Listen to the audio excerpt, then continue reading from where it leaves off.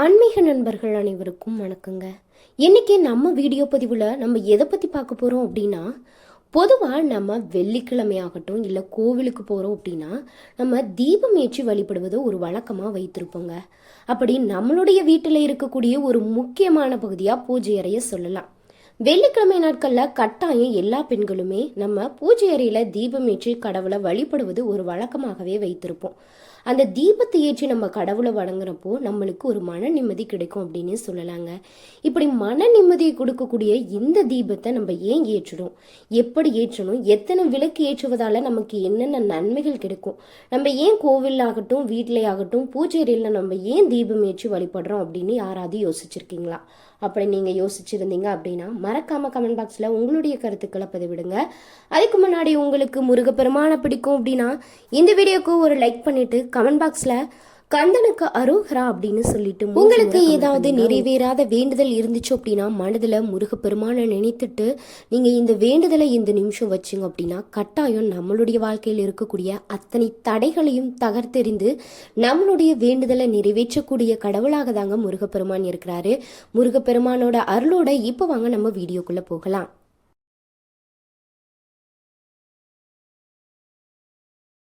விளக்கு எரிந்த வீடு வீணாகாது அப்படின்னு ஒரு பழமொழியே இருக்குங்க. வீட்டில் விளக்கேற்றுவது ஏன், எந்தெந்த விளக்குகளை ஏற்றலாம், மன அமைதியை கொடுக்கக்கூடிய இந்த விளக்கை நம்ம எப்படி ஏற்றணும், அதை பற்றி தாங்க இந்த வீடியோவில் நம்ம தெரிஞ்சுக்கோ. நம்ம வீட்டிலையும் கோவிலையும் ஏன் விளக்கேற்றோம் அப்படின்னு தெரியுமா? தீபத்துடைய சுடருக்கு தன்னை சுற்றி இருக்கக்கூடிய தேவையற்ற கதிர்களை ஈர்க்கக்கூடிய சக்தி இருக்குங்க. அப்படி இருக்கும்போது நம்மை சுற்றி நேர்மறை ஆற்றல் அப்படின்றது அதிகரிக்கும். நம்மளுடைய சுற்றுப்புறம் தெளிவாகவும் பலத்தோடுமே இருக்கும்.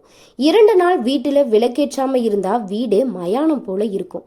எல்லோருமே சோர்வாய் இருப்பாங்க. இதுவே விளக்கேற்றுவதோட தத்துவமாகவே சொல்றாங்க. நம்மளுடைய உடல்ல இருக்கக்கூடிய 7 சக்கரங்கள்ல மூலாதாரமும் சுவாதிஷ்டானமும் நல்லெண்ணெய் விளக்கு ஏற்றுவதால தூய்மையடையுங்க. அதே போல மணிப்பூரகம் அநாகதம் இரண்டுமே நெய்விளக்கு ஏற்ற தூய்மை அடைந்து நல்ல பலன்களை நம்மளால அடைய முடியும். நம்மளுடைய உடல்ல இருக்கக்கூடிய நாடிகள்ல சூரிய நாடி, சந்திர நாடி, சுசம நாடி இதெல்லாம் மிக முக்கியமா பார்க்க. சூரிய நாடி அப்படின்றது நல்ல சக்தியும் வெப்பத்தையும் நம்மளுக்கு கொடுக்குது. சந்திர நாடி நம்மளுக்கு குளுமையை தாங்க கொடுக்குது. சுசம நாடி அந்த பரம்பொருளுடன் சம்பந்தப்பட்ட ஆன்மீக பாதையை நம்மளுக்கு வகுத்து. நல்லெண்ணெய் விளக்கேற்ற சூரிய நாடி சுறுசுறுப்பை நம்மளுக்கு கொடுக்கும். நெய் விளக்கு சுசம நாடியை தூண்டிவிடவும் உதவுது அப்படின்னு சொல்றாங்க. பொதுவா நெய் தீபம் சகலவித சுகங்களையும் வீட்டிற்கு நலன்களையுமே கொடுக்கும். திருவிளக்கு எப்போது வேண்டுமானாலும் நம்ம ஏற்றலாம். இதற்கு தடை அப்படின்றது எதுவுமே கிடையாதுங்க. ஆனா பொதுவா காலையில 5:30 மணியிலிருந்து 6 மணிக்குள்ளேயும் மாலை 6 மணியிலிருந்து 6:30 முன்னாடியும் ஏற்றுவதே நம்மளுடைய மரபா கடைபிடிச்சிட்டு வரோம். மாலையில சூரியன் மறைந்ததும் சில விஷசக்திகள் சுற்றுச்சூழல்ல பரவி வீட்டுக்குள்ள வர வாய்ப்பு இருக்குதுன்னு சொல்றாங்க. ஒளியின் முன் அந்த விஷசக்திகள் அடிபட்டு போகும் அப்படின்னு, இதனால அந்த நேரத்துல விளக்கேற்றுறோம் அப்படின்றது அறிவியல் உண்மையாகவே சொல்லப்படுறாங்க. இப்படி நம்ம வீட்டுல தினமும் விளக்கேற்றுவதால நம்மளுடைய வீட்டுல செல்வ வளம் பெருகும் அப்படின்னும் எல்லோருமாலையுமே சொல்லப்படுது. காலையிலையும் சரி மாலையிலையும் சரி இப்படி 2 வேளையிலுமே நம்ம தமராம விளக்கேற்றி வைக்கக்கூடிய வீடுகளில் மகாலட்சுமி வாசம் செய்வதா ஐதீகம் இருக்குங்க. இதனால வந்த துன்பங்கள் வந்த வழியே போகும், பணவரத்து தடையில்லாமல் நிகழும் அப்படின்றது அறிவியல் நம்பிக்கையாகவே சொல்லப்படுது. இப்படி விளக்கேற்றுவதால இந்த விஷயத்தை கடைபிடிக்கிறப்போ 16 செல்வங்களும் குறைவில்லாமல் நம்மளுக்கு கிடைக்கும் அப்படின்னு சொல்றாங்க. பொதுவா வீட்டுல லட்சுமி கடாட்சம் உண்டாக தினமும் விளக்கேற்றி வைக்கணுங்க. ஆனா இப்போலாம் நிறைய பேர் தினமும் விளக்கேற்றுதல் அப்படின்ற முறையை கடைபிடிப்பதே கிடையாது. காலமாற்றத்தால காலில் சக்கரம் கட்டிக்கிட்டு ஓடிட்டே இருக்கிறோம். இந்த நிலையில விளக்கேற்றுவதற்கு அப்படின்னு தனியார நேரம் ஒதுக்க யாருக்கும் போதுமான நேரம் இருப்பதில்லை அப்படின்றதாங்க நிதர்சனமான உண்மை. சில பேர் செவ்வாய்க்கிழமை வெள்ளிக்கிழமையில மட்டும் விளக்கேற்றுவதை ஒரு வழக்கமாக வைத்திருப்பாங்க. ஆனால் சில குடும்பத்தில் இருக்கக்கூடிய பிரச்சனைகள் அனைத்தும் நீங்கி பொருளாதார ரீதியா நீங்க நல்ல நிலைக்கு வருவதற்கு தினமும் நீங்க விளக்கேற்றி வைப்பது தாங்க சரியான முறை. தினமும் காலையில விளக்கேற்றி வைத்த பிறகு அதில் இருக்கக்கூடிய எண்ணெய் தீர்வதற்கு முன்னாடி திரும்பவும் எண்ணெயை ஊற்றி வைக்கணும். நீங்க உபயோகிக்கக்கூடிய தீப எண்ணெய் பரிசுத்தமானதா நல்ல எண்ணெயாக இருக்கணும். கண்ட எண்ணெயெல்லாம் தீபத்துக்கு பயன்படுத்தவே கூடாது.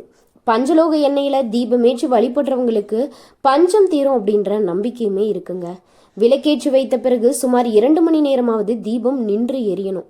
தீபத்திரிய ஒற்றையா இல்லாம 2 திரிகளை ஒன்றாக முறுக்கி பிறகு எண்ணெயில சேர்த்து தீபத்தை ஏற்றுவது தாங்க சரியான முறை. அது நம்மளுக்கு நல்லதும் கூட. இதனால குடும்பத்துல கணவன் மனைவிக்குள்ள நடக்கக்கூடிய பிரச்சனைகள் குறையும் அப்படின்றதும் சொல்லப்படுது. ஒற்றை திரியில நம்ம தீபம் ஏற்றணும் அப்படின்னா அது குடும்பத்துக்கு ஆகாதுன்னு சொல்லுவாங்க. இரட்டை திரியை ஏற்றப்போ கணவன் மனைவிக்குள்ள அந்யோனம் அப்படின்றது ஏற்படும். எண்ணெய் தளதளவென்று எப்பொழுதும் தீபத்துல இருந்துகிட்டே இருக்கணுங்க. எண்ணெய் தீர்ந்து போவது இல்ல திரி எரிந்து போவது இதெல்லாம் ஏற்படாம நம்ம பார்த்துக்கணும். இப்படியெல்லாம் நடந்துச்சு அப்படின்னா அது அபசகுணம் அப்படின்னு சொல்லுவாங்க. இதே போலதான் திரும்பவும் மாலையில விளக்கேற்றும் போது எண்ணெய் நிறைந்து காணப்படணும். இப்படி எண்ணெய் தீபத்திலிருந்து குறைய விடாம நம்ம பாதுகாத்து வீட்டுல தீபம் ஏற்றி வந்தோம் அப்படின்னா செல்வமும் உங்களை விட்டு குறையாது, சேர்ந்துகிட்டே தாங்க இருக்கும். சேர்த்து வைக்கக்கூடிய பணமும் வீணா விரயம் ஆகாது. இது போல தொடர்ந்து தினமும் வீட்டுல விளக்கேற்றி வந்தா மகாலட்சுமி எவ்வளவு நேரம் ஆனாலும் உங்களோட வீட்டிலே நிரந்தரமா வாசம் செய்வது கட்டாயம் நடக்குங்க. உங்களுடைய பிரார்த்தனையை விட சிறந்த சக்தி அப்படின்னு எதுவுமே கிடையாது. உங்களுடைய பிரச்சனைகளை விளக்கேற்றி வைத்து கடவுளிடம் ஒப்படைத்து விடுங்க. மற்றவர்களிடம் பகிர்ந்து கொள்வதால எதுவுமே மாறப்போவது கிடையாதுங்க. எந்த ஒரு கஷ்டமா இருந்தாலும் நம்ம வைக்கக்கூடிய வேண்டுதல், சரியான வழிபாடு முறை, தீபம் ஏற்றக்கூடிய முறை, இதனால மட்டும்தான் நம்மளுடைய வாழ்க்கையில் இருக்கக்கூடிய பிரச்சனைகளை தீர்க்க முடியும் அப்படின்றதான் நிதர்சனமான உண்மைன்னே சொல்லலாங்க. இந்த விஷயங்கள் எல்லாம் நம்ம கடைபிடித்தாலுமே பூஜை அறையில சில பேர் விளக்கேற்றும் போது இன்று வரைக்குமே சில தவறான விஷயங்களை கடைபிடித்துட்டு தாங்க இருக்காங்க.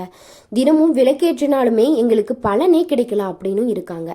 அது நம்ம விளக்கேற்றும் போது செய்யக்கூடிய தவறால தான் இந்த விஷயங்கள் எல்லாம் நடக்குது. அப்படி நம்ம தீபம் ஏற்றும் போது மறந்துமே சில தவறுகளெல்லாம் செய்யக்கூடாது. அது என்ன தவறு அப்படின்னா, நம்ம செய்யக்கூடிய முதல் தவறே பூஜை அறையில பூஜை செய்யக்கூடிய இடத்துல விளக்க வெறும் தரையில வைக்க கூடாது. குத்து விளக்கா இருந்தாலும் சரி, குபேர விளக்காய் இருந்தாலும் சரி, இல்ல காமாட்சியம்மன் விளக்கு, இப்படி எந்த விளக்காய் இருந்தாலுமே சரிங்க, வெறும் தரையில வைக்கவே கூடாது அப்படின்றதுதான் ஜோதிட சாஸ்திர நியதியாகவே சொல்லப்பட்டிருக்கு. இல்ல வெறும் மேஜையில வைத்தாலும் அது சரி கிடையாது அப்படின்னு ஜோதிட சாஸ்திர நூல்ல சொல்லப்பட்டிருக்கு. அப்படின்னா நம்ம விளக்கை எப்படி வைக்கணும், எதன் மீது வைக்கணும்னு கேட்டீங்கன்னா, எப்பொழுதுமே எந்த விளக்காய் இருந்தாலும் அடியில ஏதாவது ஒன்றை வைத்துட்டு அதன் மீது தான் நம்ம விளக்க வைக்கணும். அப்படியே எதுவும் இல்லாம வைத்தோம் அப்படின்னா அது இறைவனை அவமதிப்பதா அர்த்தம் ஆகிடும் அப்படின்னு சாஸ்திரத்துல சொல்லப்பட்டிருக்குங்க. குத்துவிளக்காய் ஏற்றி வைப்பது ஆனா பச்சரிசியின் மீது வைக்க சொல்லுவாங்க. இது மிகவும் சிறந்த முறைனே சொல்லலாம்.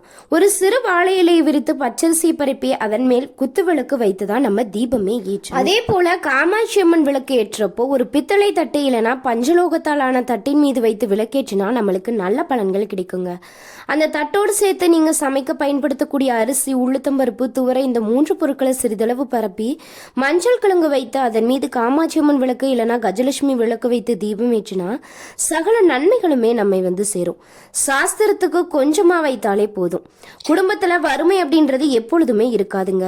வீட்டுல லட்சுமி கடாட்சம் ஏற்படும். இதனால செல்வ வளம், நிம்மதியான மனநிலை அப்படின்றது நம்மளுக்கு கிடைக்கும்னு ஐதீகமாகவே சொல்லப்படுது. இப்படி நம்ம தீபம் ஏற்றி வழிபடுறப்போ தெற்கு திசை தவிர மற்ற திசைகள்ல தீபத்துடைய ஜோதி எரியும்படி பார்த்து கொள்ளணும்.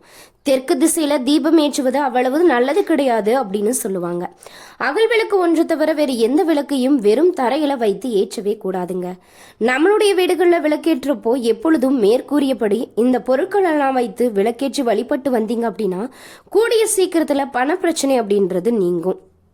பணப்பிரச்சனை நீங்க இந்த முறையில விளக்கேற்றுவது மிக சிறந்த பலன்களை நம்மளுக்கு தரும். இப்போ இருக்கக்கூடிய சூழ்நிலையில எல்லோருக்குமே வீட்டுல பணப்பிரச்சனை இருக்கதான் செய்யுதுங்க. பணப்பிரச்சனை இல்லாத வீடே கிடையாது. நம்மளுடைய வாழ்க்கையில இருக்கக்கூடிய முதல் பிரச்சனை, மிகப்பெரிய பிரச்சனை அப்படின்னு சொன்னா பணப்பிரச்சனையை தாங்க சொல்லலாம். இப்படி பணப்பிரச்சனை இருக்கிறவங்க இந்த முறையில நீங்க தீபம் ஏற்றி வழிபட்டுட்டு வந்தீங்க அப்படின்னா கட்டாயம் பணப்பிரச்சனையை படிப்படியா குறைவதை உங்களாலேயே பார்க்க முடியும். இதை சரி செய்ய நம்மளுடைய பிரச்சனைகள், பிரார்த்தனைகள் தீர வெறும் தீபத்தை ஏற்றாம இது போல ஏற்றி வழிபட்டா நிறைய நன்மைகள் அப்படின்றது நம்மளுக்கு கிடைக்கும்னு சொல்லலாங்க.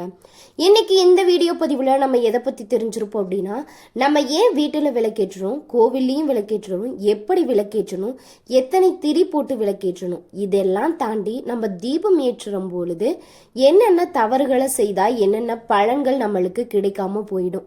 பண பிரச்சனை நீங்க நம்ம எந்த முறையில தீபத்தை ஏற்றி வழிபடணும் அப்படின்னு நிறைய பயனுள்ள தகவலை தாங்க இந்த வீடியோ பதிவின் மூலியமா நம்ம தெரிஞ்சிருப்போம். இந்த வீடியோ பதிவானது உங்களுக்கு ரொம்பவே யூஸ்ஃபுல்லா இருந்திருக்கும் அப்படின்னு நம்புறேன். இந்த வீடியோ உங்களுக்கு பிடிச்சிருந்துச்சு அப்படின்னா மறக்காம லைக் பண்ணுங்க, ஷேர் பண்ணுங்க. வீடியோ ரொம்ப பிடிச்சிருந்துச்சு அப்படின்னா உங்களுடைய நண்பர்களுக்கு ஷேர் பண்ணி விடுங்க. இந்த வீடியோ பத்தி நீங்க என்ன நினைக்கிறீங்கன்னு சொல்லிட்டு மறக்காம உங்களுடைய கருத்துக்களையுமே கமெண்ட் பாக்ஸ்ல பதிவிடுங்க. நன்றி நண்பர்களே. அடுத்த வீடியோவும் இது போல ரொம்பவே யூஸ்ஃபுல்லா இருக்கும். ஸோ மறக்காம சேனலை சப்ஸ்கிரைப்